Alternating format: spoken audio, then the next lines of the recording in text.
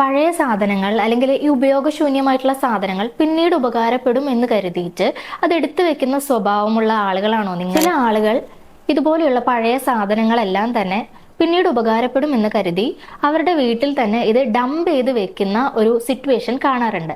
ഇതൊരു psychological condition ആണ്. ഇതിനെ പറയുന്ന പേരാണ് ഹോർഡിംഗ് ഡിസോർഡർ.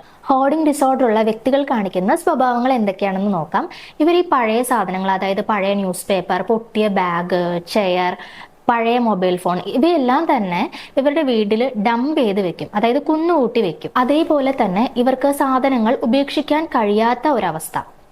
ചെറിയൊരു ന്യൂസ് പേപ്പർ ആണെങ്കിൽ പോലും തന്നെ അതിനോട് ഓവർ അറ്റാച്ച്മെന്റ് കാണിച്ച് അതിനെ വീട്ടിൽ തന്നെ എടുത്തു വെക്കും. അതായത് അത് വേസ്റ്റ് ആണ്, അതുകൊണ്ട് മറ്റൊരു ഉപയോഗവും ഇല്ല എന്ന് അവർ ചിന്തിക്കില്ല. ഇത് പിന്നീട് എപ്പോഴെങ്കിലും ഉപകാരപ്പെടും എന്ന് കരുതി അതിനെ വളരെയധികം സൂക്ഷിച്ചു വെക്കുന്ന ഒരു കണ്ടീഷൻ ഇവരിൽ കാണാറുണ്ട്. ഹോർഡിംഗ് ഡിസോർഡർ ഉള്ള വ്യക്തികളുടെ സ്വഭാവം കാരണം ഇവരുടെ ചുറ്റുമുള്ള, അതായത് റിലേറ്റീവ്സിനൊക്കെ ആയിരിക്കും കൂടുതലായിട്ട് പ്രശ്നം കാണുക.